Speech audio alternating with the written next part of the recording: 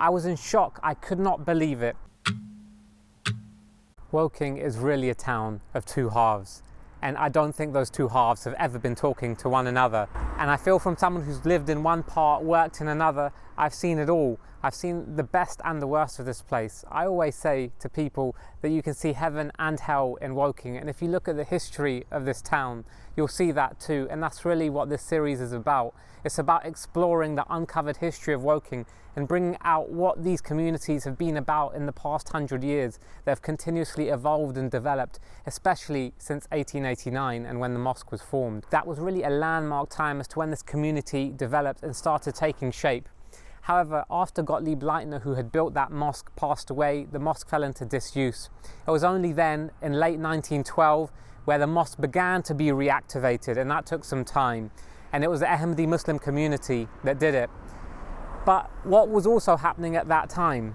Well, going back 100 years, when I went to research all of this, and I have been doing so for the past few years, as I actually saw, 100 years ago, a mother killed her 3 children. I was in shock, I could not believe it. It was a Caucasian lady, and it was a front page of the papers. And how sad is that we're seeing the same thing happen again today. Now, I've been living, working, walking through this community for so long, and I'll be honest, I felt it's been quiet on the Sara Sharif case. What a beautiful little girl. She liked smiling, she liked dancing, and as a father myself, I cannot begin to feel the pain of what happened to that poor little girl. Now, when I've been talking to the locals, when I've been walking through the place, I've been trying to understand, why is this not being talked about? Why are people not outraged and shocked? And perhaps they are, and it's behind closed doors. I don't know, and that's what the dilemma of this place is, because I love it but I hate it too. So Woking truly is a heaven and hell, and it was a hell for Sara Sharif. I think community leaders need to come forward and root out all such cases.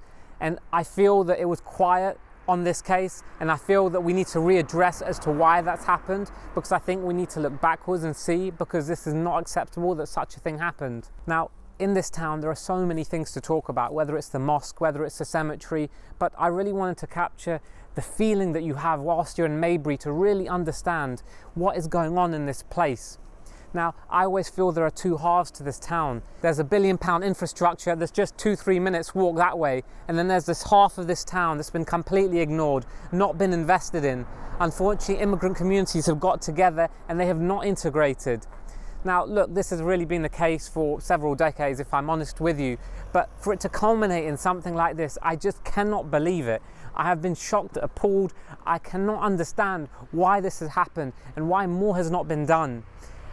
I pray and I pray that nothing like this ever happens again in this town, and it's very possible, sadly, that it might well do.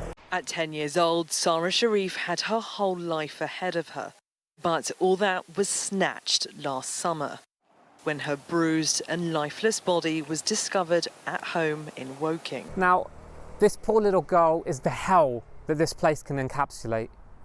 But there has been so much more to this place, and I wouldn't want this place to be bad named because of that. People found heaven here, maybe not now, but 100 years ago. Communities have got together, and this was spearheaded by the Ahmadi Muslim community a century ago, which then gave birth to Maybury and the entire villages in the way that Muslim communities came here and they found God, they found peace in the Western world when the empire was running around the globe, and Muslims found a place where they could come together in the Western world to live through that.